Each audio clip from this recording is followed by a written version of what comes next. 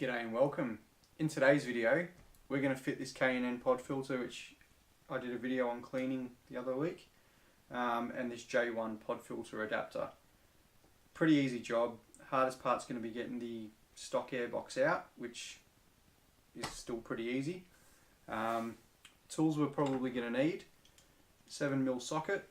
I've got the lower mount tune air box, so I've just got a short extender so that I can get to the clamp underneath for the second air intake hose. You're going to need a thin flathead screwdriver just to get the standard snorkel, air snorkel off so you can get the air box out, and a T20 Torx bit. This will be to get the MAF sensor out of the original air box and screw it back in here. All up, it should take 5-10 minutes max. It's not a hard job. I don't have a heat shield, so I'm getting in before heat soak comments, just purely to see the difference in noise, just to see how much better it sounds. Alright, let's get up to the car and get this in.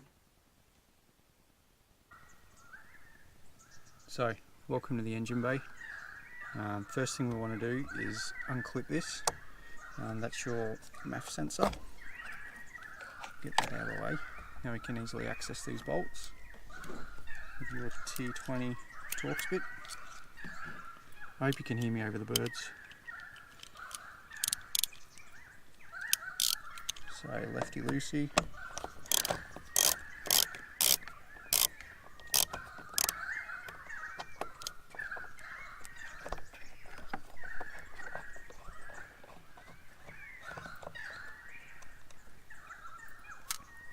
Yeah, we've just got one more down here.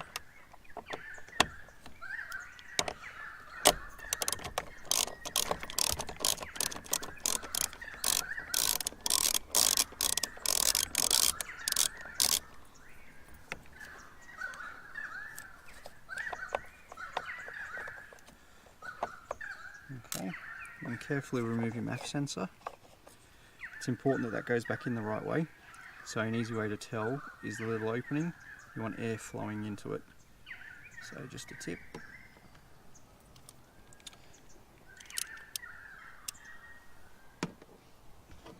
Alright, next I'm going to undo the hose clamp down here, Jubilee clip, we call it in England. 7mm socket. I've checked and it's the same size for your standard one as well. Your standard clamp should be a 7mm socket.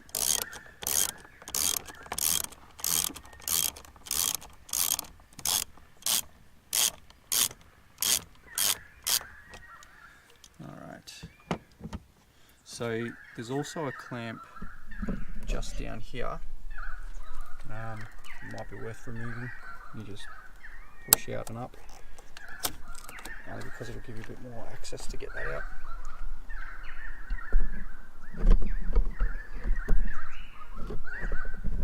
And I have that.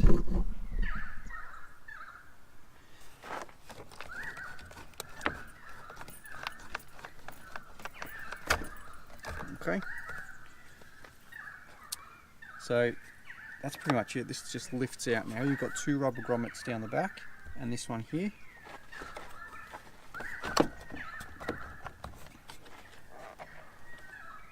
Don't miss a step. This is where your flathead screwdriver comes in handy. Just pop that off. Okay, now it should lift up. There you go.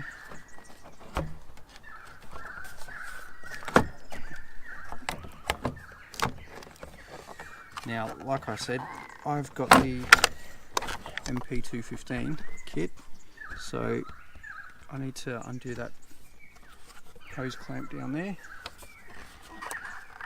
Another 7mm socket.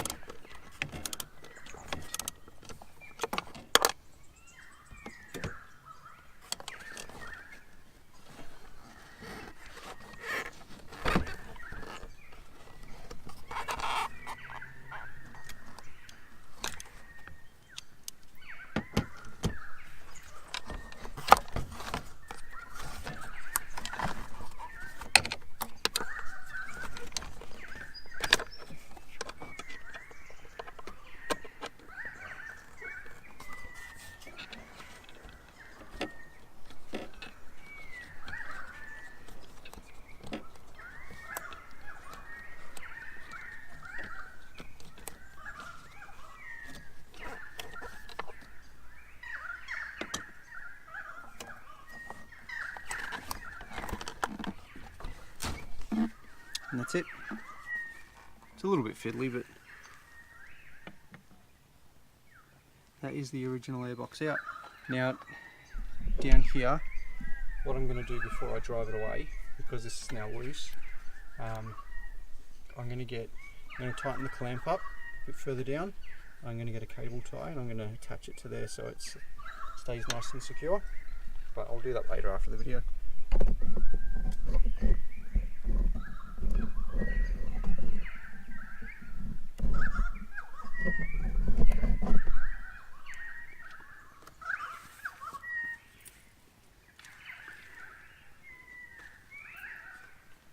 So this now is going to be pretty straightforward to install.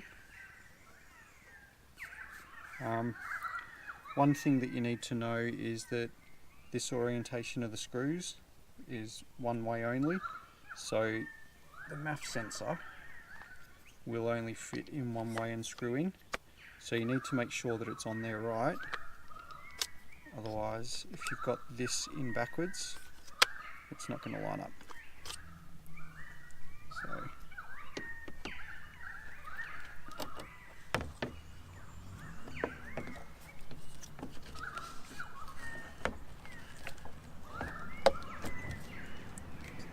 went in nicely, nice and easy.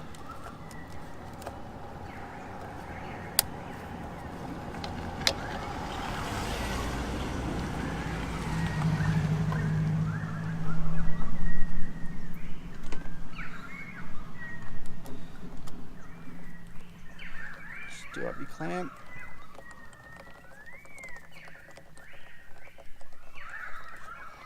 You don't need to do them too tight because these aren't under any sort of pressure. It's just sucking air, so it's just airflow.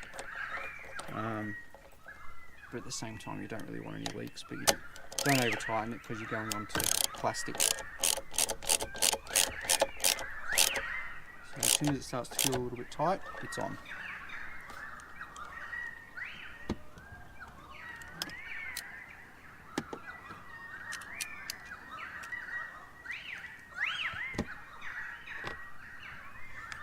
Put your MAF sensor back in. Again, like I said, you want to make sure that the airflow is going from the filter in through it.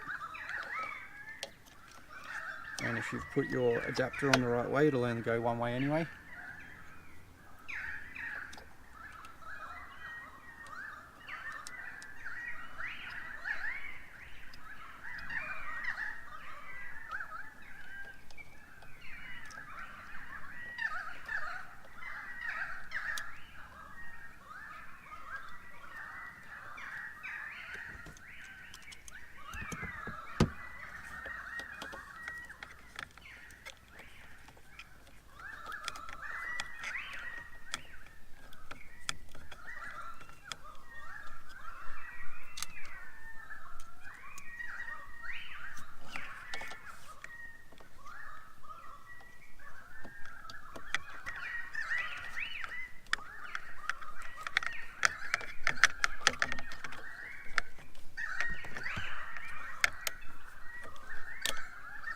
As soon as you start to get it a bit tight in your fingers, you can switch over. Again, you don't want to over tighten, you just want it to, there you go, you can feel it get tight. Again, screwing in the plastic. And last but not least, put your clip back on your MAF sensor, and that's it. Job done. This is what the setup looks like. Obviously there are kits out there that have all sorts of different heat shields and deflectors and whatnot. I'm thinking about putting the standard snorkel back in, so at least it's getting something. I don't know how much flow the lower air hose from Mountrin would give. I don't know if it's open to any air, it's under the bumper somewhere. But alright. That's it, let's take it for a drive, see how it sounds. Alright, moment of truth, let's see if I've hooked it all up right. Foot on. There you go. Now you'll know within 5 seconds of it trying to start because it won't start. Don't mind the dash cam. Regularly format memory card for data integrity. Alright, let's take it for a drive.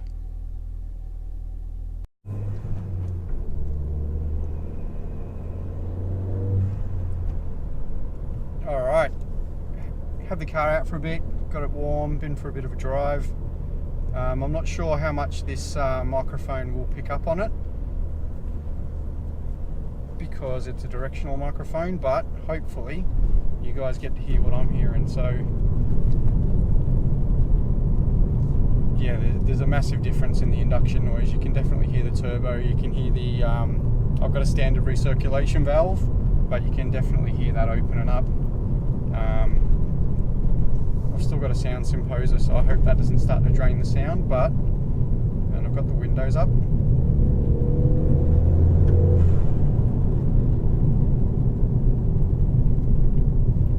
So it's loudest from lower RPM. So just as it's starting to come on boost, and if you're not flooring it, that's when you'll notice it the most. But I've had other turbo cars in the past and that was the same kind of thing. So is it worth it? Well, if you want the noise, so that you feel like you're driving a turbo car, then yes, it's worth it. I'll just wind the windows down and see if it picks it up any better going up these hills. So this is just around 60 kilometers an hour in fourth.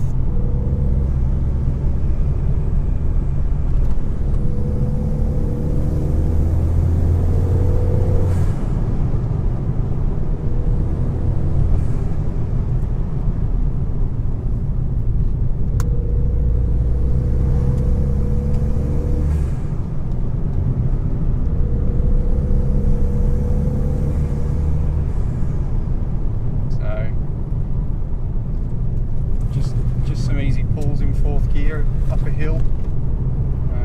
As you can hopefully hear, there's a massive difference in the intake noise.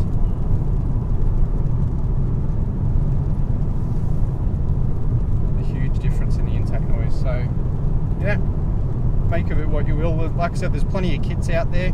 Mine's just bits that I've bought. I bought the adapter, I bought a pod filter, I've got the Mountune silicon induction hose. That's what it sounds like. So if you want to spend hundreds and hundreds and buy a full kit, then that's up to you. But if you're just doing it purely for the noise, then there's cheaper ways to go about it. Alright, thanks for watching, guys. I hope the microphones picked up some results. Cheers.